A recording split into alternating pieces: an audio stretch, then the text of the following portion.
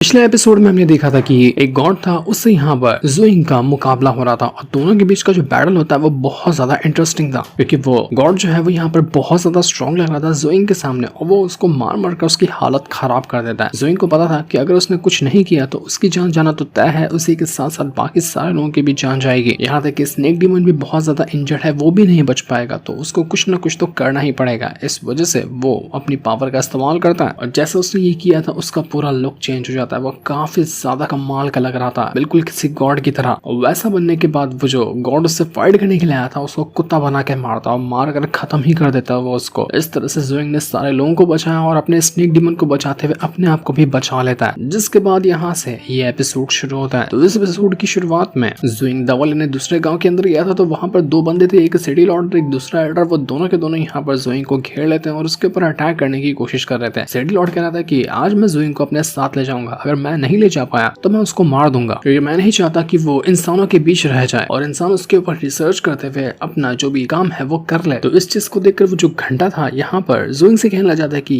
Bro तू चिंता मत कर, ये दोनों बुड्ढे जो है ना वो बोलते बहुत ज्यादा है, एरोगेंट बहुत ज्यादा, लेकिन पावर में उतने ज्यादा नहीं है, तो अगर अपना हिम्मत दिखाएगा ना तो दोनों को इधर ही पटक के मार देगा। तो ज़ोइंग उस घंटे से कहना चाहता है कि अरे सीनियर तुम जाकर इन दोनों बुड्ढों को मार सकते हो क्या, मारो ना दोनों बुड्ढे को, क्योंकि मैं बहुत ज्यादा थक गया हूँ, इंजर्ड भी बहुत ज्यादा हूँ, मैं अपने आप को प्रोटेक्ट नहीं कर पाऊंगा, तो इन दोनों को मारूंगा कैसे। उसकी ये बात ना दोनों बुड्ढे सुन लेते हैं कि तेरी हिम्मत कैसे हुई है, तू सोच रहा है हम दोनों को मारने के बारे में, अबे सपना देखना छोड़ दे। तो ज़ोइंग कहता है कि अरे जब मैं बुड्ढे कहा तो मैं तुम दोनों को नहीं कहा, तुम दोनों जवान हो ना, इसलिए तुम मेरे को क्यों देख रहे हो। तो ये सुनने के बाद दोनों जो बुड्ढे थे अपना आपस में वापस से बहस करने लग जाते कि देखा अगर मैं यहाँ पर इस ज़ोइंग को मार भी दिया ना तो फिर भी इसकी सोल को डिस्ट्रॉय करना पड़ेगा, क्योंकि इसके शरीर के अंदर तो ताकत नहीं है, वो नहीं पता, लेकिन इसकी सोल कमाल की होगी। तो दूसरा वाला बुड्ढा कहने लग जाता है कि अगर मैंने इसके ऊपर एक बार अटैक किया ना तो इसका शरीर छोड़ो इसकी सोल दोनों के दोनों एक ही बार के अंदर खत्म हो जाएगी। तुमको क्या लग रहा है कि एक अटैक के बाद ये बच जाएगा, उसकी सोल उसकी बॉडी उसका सब कुछ खत्म हो जाने वाला है, इसलिए भूल जाओ इस ज़ोइंग को, इसको मेरे हवाले कर दो, तुम कल्टी मारो यहाँ से। तो ये सुनने के बाद ज़ोइंग जो था वो थोड़ा सा दिमाग लगाता है, भाग के जाने लग जाता है। उससे दूसरे वाले बुड्ढे जो ज़ाओ क्लान का था उससे कहने के लिए कि सीनियर मैं आपके साथ जाने के लिए तैयार हूँ, इस सिटी लॉर्ड को भगा दीजिए यहाँ से। तो जैसे यहाँ पर सिटी लॉर्ड सुनता ना एक ही अटैक देकर मारता है ज़ोइंग के ऊपर, जिस वजह से उसका शरीर अलग और सोल अलग हो गई थी। और इस चीज को देखकर तो ज़ोइंग खुद दंग रह गया था कि भाई ये क्या कर दिया इसने, मुझे तो अलग ही कर दिया मेरे शरीर से। लेकिन उससे ज्यादा गुस्सा हो चुका था वो ज़ाओ क्लान का जो एल्डर है, वो कहने लग जाता है सिटी लॉर्ड से कि तेरी हिम्मत कैसे हुई कि जब ये मेरे पास आने के लिए तैयार हुआ था तो बीच में आकर टांग घुसाया गया, तुझे क्या लगता है कि मैं ऐसे शांत बैठ जाऊंगा। वो तुरंत ही अपनी किसी गोल्डन बॉडी को समन कर लेता है जो कि बहुत ज्यादा जल्लाद जैसी लग रही थी और काफी भयंकर हो गया था वो बुड्ढा। और उसके बाद वो यहाँ पर सिटी लॉर्ड की बचाने के लिए तैयार था। सिटी लॉर्ड कहना चाहता है कि अच्छा ऐसी बात है तो ठीक है, दिखा मुझे कि तू क्या कर सकता है, मैं अभी यहाँ पर तुझे खत्म करके रख दूंगा। तो अब दोनों बुढ़ाओं का एक बार फिर से बैटल शुरू हो चुका था। वो दोनों बुड्ढे अपनी पावर का इस्तेमाल करते हुए एक दूसरे के ऊपर अटैक करने के लिए एक दूसरे के साथ फाइट करने के लिए तैयार थे। सिटी लॉर्ड तो यहाँ पर अपनी अलग टेक्निक इस्तेमाल कर रहा था, वो ज़ाओ क्लान का बुड्ढा और अलग टेक्निक इस्तेमाल कर रहा होता है। और इनका बैटल सच में काफी इंटरेस्टिंग था, दोनों अपनी फुल पावर को यूज कर रहे थे और दोनों काफी स्ट्रॉन्ग भी लग रहे थे। वो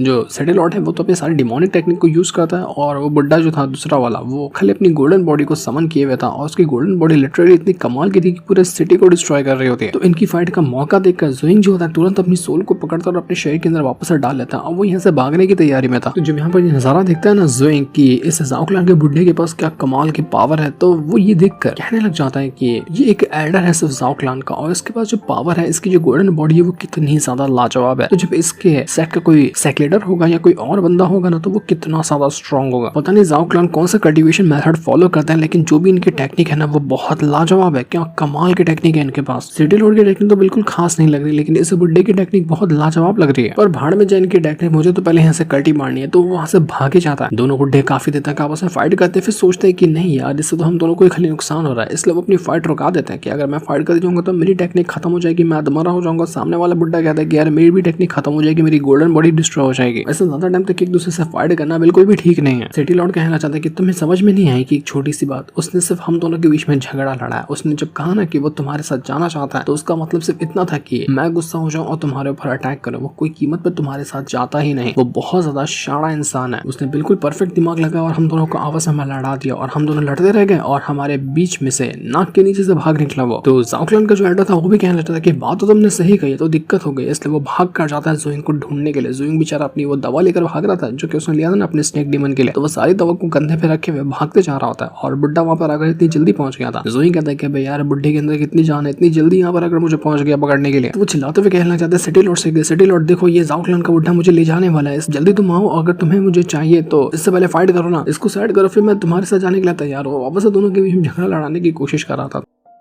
तो ये देखकर एक तरफ सिटी लॉर्ड था, वो कहने लग जाता है ज़ोइंग से कि देख, पिछली बार तो तूने मुझे बेवकूफ बना दिया था और हम दोनों को आपस में लड़ा दिया था, लेकिन इस बार हम दोनों एक प्लानिंग के साथ आए हुए कि हम दोनों यहाँ पर तुझे पकड़ेंगे पहले, और इस बार फाइट नहीं करेंगे आपस में। तो बोल जा कि इस बार ये तेरा प्लान काम करने वाला है। आज तेरा शरीर खत्म होगा और तेरी सोल का आधा हिस्सा हम दोनों आपस में बांट लेंगे। इसके बाद वो सिटी लॉर्ड जो होता है डीमन सप्रेसिंग यिन फायर नाम की एक टेक्निक को यूज कर लेता है और उसके जरिए वो एक बहुत ही खतरनाक अटैक देकर मार देता है ज़ोइंग के ऊपर। तो वहीं यहाँ पर वो जो दूसरा बुड्ढा था गोल्डन बॉडी वाला, वो भी पैसिफाइंग सिल्क नाम की एक टेक्निक को यूज करता है और उसके जरिए वो यहाँ पर ज़ोइंग के ऊपर अटैक करने के लिए तैयार था। दोनों बुड्ढे फुल पावर को यूज करते हुए बेचारे ज़ोइंग को मारने के लिए तैयार होते हैं और वो बीच में अकेला फंस गया था। तो ये देखकर ज़ोइंग कहना चाहता है कि लगता है कि अब घंटा सीनियर को बुलाना पड़ेगा, और वो तुरंत यहाँ पर अपने घंटे को बाहर बुलाता है और घंटे को अपने ऊपर ही रख लेता है, जिस वजह से उनका दोनों का जो अटैक था ना वो सीधे जाके घंटे पे पड़ता है। घंटे पे अटैक पड़ना मतलब घंटे का गुस्सा आसमान पे चढ़ना, वो इतना जोर से झटका मारता है कि दोनों के दोनों बुड्ढे न जाने कहाँ उड़कर फेंका जाते हैं। घंटे के ऊपर अटैक है तो घंटा तो भड़क गया, दोनों बुड्ढों को कहाँ उठाकर फेंक दिया पता भी नहीं। और यहाँ पर ज़ोइंग को कुछ हुआ ही नहीं होता, वो बिल्कुल वहां पर वैसे का वैसे ही खड़ा था। ज़ोइंग जल्दी से घंटे के पास जाता है और कहने लग जाता है कि घंटा सीनियर तुम ठीक तो हो ना, तुम्हें कुछ हुआ तो नहीं। तो वो घंटा कहना चाहता है कि अरे तुम्हें बचाने के चक्कर में पता है कितना ब्रूटल अटैक मुझे लग गया, अरे मेरी कमर टूट गई लगता है। वो अलग बात है कि मेरी कमर है ही नहीं, लेकिन मेरा दिमाग हिल गया इन दोनों बुड्ढों का अटैक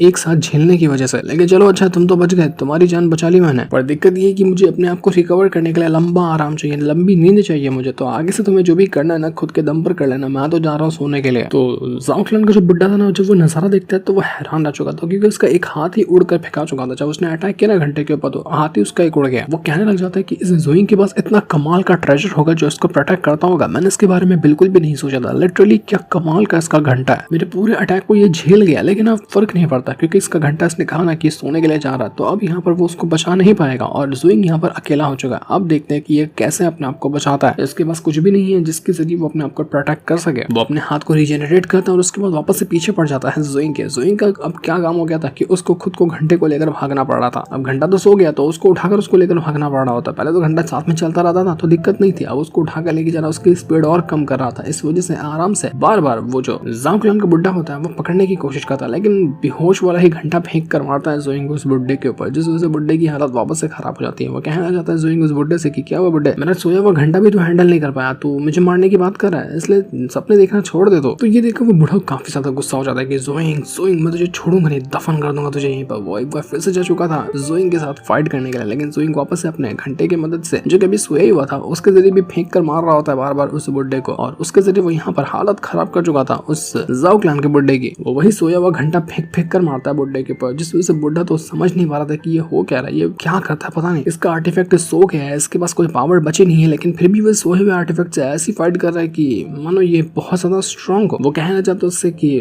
बिल्कुल मुझे अब समझ में आ चुका है कि तूने किस तरह से इतने सारे गॉड्स को मारा होगा, तेरे पास पावर बहुत ज्यादा है, लेकिन कितनी भी पावर तू क्यों ना रख ले, तू फिर भी मेरा कुछ नहीं बिगाड़ पाएगा, क्योंकि तूने मेरा ईगो हर्ट कर दिया। और ईगो पे ले लिए मैंने बात की, मैं एक बच्चे को नहीं हरा सकता, ये मेरे लिए नाक कटाने जैसा है, इसलिए आज तो बचेगा नहीं, चाहे मैं मर जाऊं फर्क नहीं पड़ता, लेकिन आज तुझे कुत्ता बना कर रहूंगा मैं। तो ज़ोइंग कहता कि पहले मेरे अटैक को तो झेल ले, बाद में कुत्ता बनाने के बारे में सोचना। इसके बाद तो ज़ोइंग पटक पटक कर इतना उसको घंटा देकर मारता है कि घंटे से लग कर बिल्कुल धंस चुका था जमीन के अंदर वो बुड्ढा। जमीन फटी और घंटे का अटैक लगने की वजह से बिल्कुल एक हथौड़े की तरह वो बुड्ढा जाकर चला गया जमीन के नीचे। ज़ोइंग कहता कि एक बुड्ढे को तो निपटा दिया, अब दूसरे बुड्ढे की बारी है, वो भी अभी होश में आता ही होगा और फिर से वो अटैक करने लग जाएगा। तो जैसे ही वो सिटी लॉर्ड होश में आ रहा था ना, होश में ढंग से आने से पहले डंडा फेंक कर मारता है, वही मतलब अपना घंटा फेंक कर मारता है उसी सिटी लॉर्ड के ऊपर ज़ोइंग, जिस वजह से वो सिटी लॉर्ड तो इतना दूर जाकर फेंकाता है कि जहां पर बेचारा वो पहला वाला बुड्ढा बेहोश पड़ा हुआ था, हल्की हल्की जान उसके अंदर आ रही थी, वो सिटी लॉर्ड का अटैक लगने की वजह से वो वापस से बेहोश हो जाता है। दोनों के दोनों बुड्ढे भी यहाँ पर बेहोश हो चुके थे, लेकिन वो जाओ क्लान का बुड्ढा इतना जल्दी मरने वाला नहीं था, या क्या ढीठ किस्म का बनता है। वो एक बार फिर से खड़ा होने लग जाता है हिम्मत करते हुए और कहना चाहता है उस सिटी लॉर्ड से कि देखो हम अकेले इस ज़ोइंग को नहीं हरा सकते, हम दोनों को एक साथ होना पड़ेगा, पहले इसको मार देते हैं फिर डिसाइड कर लेंगे कि कौन इसको हासिल करेगा। सिटी लॉर्ड भी कहता है कि हाँ तुमने बिल्कुल सही कहा, अगर हम दोनों एक साथ नहीं आते हैं ना तो ये हम दोनों को मार डालेगा, सच में हमें मार ही डालेगा। ये जिंदगी में कभी भी ऐसा डर हमने कभी महसूस ही नहीं किया था, इसलिए आज एक साथ होना ही पड़ेगा। तो दोनों बुड्ढे एक बार फिर से आपस में एक साथ हो जाते हैं। पहले तो दोनों बुड्ढे एक दूसरे के खिलाफ थे, अब यहाँ पर एक साथ ही हो चुके थे। तो ज़ोइंग कहता है कि अले अले देखो बच्चे लोग को, दोनों एक साथ आ गए, डर गए ना दोनों बच्चे, तो डर के मारे टीम बनानी पड़ गई। लेकिन तुम्हें ये करने की जरूरत नहीं है, क्योंकि मुझे हराना इतना ज्यादा मुश्किल काम भी नहीं है। मैं तो बिल्कुल मासूम सा बच्चा हूँ ना तुम दोनों के सामने। देखो कितनी छोटी सी हाइट में हूँ, कितना छोटा सा प्यारा सा बच्चा हूँ, तो तुम मुझे नहीं हरा सकते। तो तुम्हें फाइट करने के बजाय ना चुल्लू भर पानी में डूब मर जाना चाहिए, वही तुम्हारे लिए बेस्ट है। तुम फाइट करके कुछ नहीं उखाड़ने वाले हो फिर, लेकिन तुम्हें मुझे पकड़ना है ना। तो एक सिंपल टिप मैं ये तुम्हें देना चाहता हूँ कि एक काम करना, दोनों में से किसी एक को मार ही डालो। तुम दोनों में से एक मर जाएगा तो चांस ही नहीं रहेगा ना कि मैं दूसरे के पास चला जाऊंगा, क्योंकि मैं वैसे भी उतना इंजर्ड हो ही चुका हूँ। तो पहले एक दूसरे में लड़कर एक को मार डालो, और उसके बाद जो जिंदा बचेगा वो मुझे लेने का ट्राई करना, वो मुझे हासिल कर सकता है।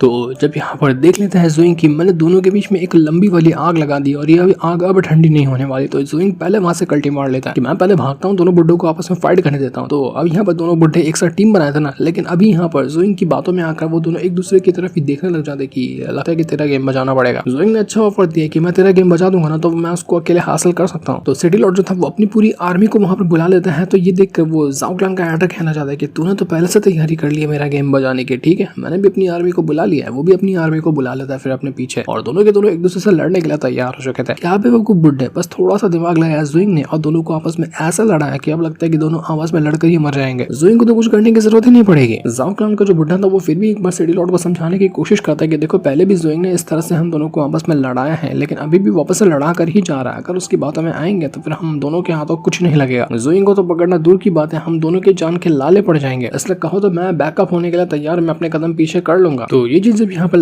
सिटी लॉर्ड सुनता है ना, वो कहने लग जाता है कि मेरे घर में तुमने सही कहा, वो ज़ोइंग बहुत दिमाग वाला बंदा है। उसने एक बार फिर से हम दोनों को लड़ाने की कोशिश की, और अगर सच में अब यहाँ पर हम दोनों लड़ते हैं ना तो बस एक दूसरे को ही मार डालेंगे, दोनों के हाथ खाली रह जाएंगे, किसी को कुछ नहीं मिलेगा। इसलिए तुमने सही कहा। और अभी जो ज़ोइंग भागा है वो लिंगलोंग गांव की तरफ भागा है, तो हमें वहां पर जाना चाहिए और देखना चाहिए कि वो वहां पर है या नहीं, और जब मौका मिलेगा तो उसको पकड़ेंगे हम। इसलिए आज जो हमारे बीच में झगड़ा होने वाला था इसको होल्ड पे रखते हैं, बाद में कभी मौका मिलेगा तो लड़ लेंगे आपस में। और इतना कहने के बाद दोनों अपने अपने रास्ते निकल चुके थे। तो इसके बाद हम यहाँ पर ज़ाओ क्लान का सीन देखते हैं, जहाँ पर सेक्ट मास्टर जो था वो यहाँ पर बहुत ज्यादा बीमार होता है, और वो बैठा हुआ था और उसके सामने उसका बेटा भी होता है। वो कहने लग जाता है कि जिस एंड्रू को हमने भेजा था ज़ोइंग को पकड़ने के लिए, क्या उसने उसको पकड़ा या फिर वो खाली हाथ आ गया। तो उसका बेटा कहता है कि माफ करना फादर, लेकिन वो उसको नहीं पकड़ पाया। तो वो सेक्ट लीडर कहना चाहता है कि मुझे लगा ही था कि ऐसा कुछ होगा, काम करो हमारा जो गवर्नर है ना उसको भेजो, हो सकता है कि वो जाकर उस ज़ोइंग को पकड़ ले, और जरूरत पड़े तो तुम भी चले जाना, क्योंकि हम ज़ोइंग को किसी और के हाथों नहीं लगने दे सकते। वो बहुत ही ज्यादा इंपॉर्टेंट चीज है हमारे लिए, क्योंकि वो डिमोनिक आर्ट को प्रैक्टिस करता है और एक डीमन की तरह है वो। अगर उसकी पावर देखी जाए ना तो किसी डीमन किंग से कम नहीं है। तो ऐसा बंदा किसी और सेक्ट वालों के हाथों में लगा ना तो आगे चलकर बहुत बड़ी मुसीबत होगी, जो कि मैं बिल्कुल भी नहीं चाहता। मैं चाहता हूँ कि किसी भी तरह से ज़ोइंग हमारे पास ही रहे और हम ही उसको अपने पास संभाल के रखें। दूसरों के हाथों में जाएगा तो दुनिया के लिए और हमारे लिए भी बहुत बड़ा खतरा बनेगा। तो उसका बेटा कहना चाहता है अपने फादर से कि फादर आप मुझे ये बताइए कि आखिर हम यहाँ पर डिमोनिक आर्ट के अंदर इतना ज्यादा इंटरेस्टेड क्यों है। हम तो